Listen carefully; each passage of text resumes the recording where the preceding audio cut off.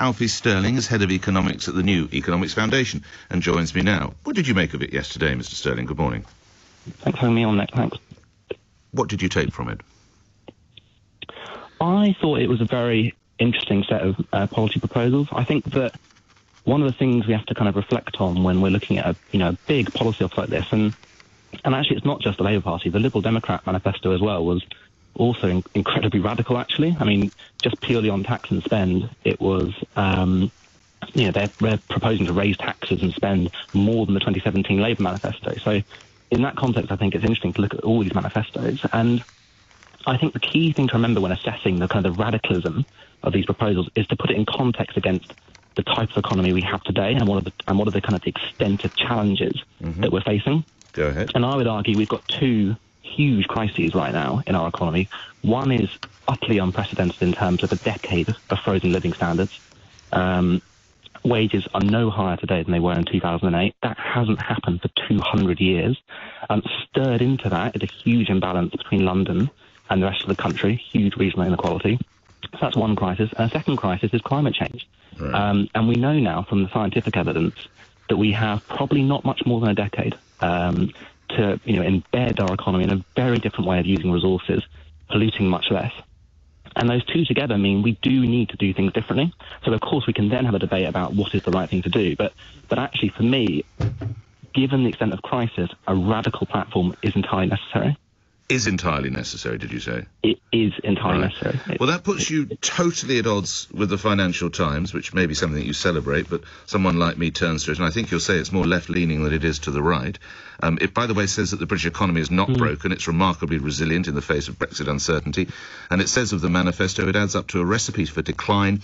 It would wreck the UK economy and would take us back to the sort of days that François Mitterrand had in France in 1981. Do you want to revise your thoughts? No, because I think that, I see the Financial Times is part of the conspiracy as well now, is it?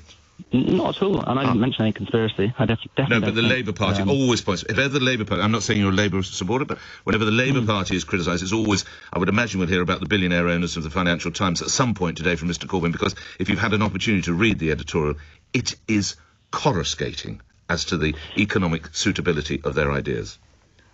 Well, I think in terms of conspiracies, I think, if anyone starts talking about conspiracies, you'd be right to challenge them. I'm certainly not talking about that. I'm talking about the economics. And but why the FT wrong? Why is the FT wrong? With the FT, they have put out various different articles. So there are definitely leaders in there which challenge this manifesto, and I think it's right. There are points that need to be challenged, and you want to get to good policy, you need the media to be critical. But there are also lots of articles in the FT. Chris Giles has written, who's the editor, economics editor of the FT, has written articles which also support elements of Labour's manifesto. For example, having completely new fiscal rules that target the overall wealth of the country rather than focusing too narrowly on debt. Do you agree with this sweeping nationalisation programme? So I think on nationalisation, the key thing there is, do we believe companies are better run for consumers? Yes, I understand the question. I asked you whether you supported it. So for me, it's on a case-by-case basis. So I don't think nationalisation always works in every different sector. You have to look at it on a case-by-case basis. And right now, the arguments are particularly strong because of two reasons. One, because the cost of government borrowing is very, very low. So if government is running large monopoly sectors, it can finance them much cheaper than the private sector. What would you not nationalise when you consider that they're looking at power, rail, mail and just about everything else? What would you not nationalise, lastly, Mr Stirling?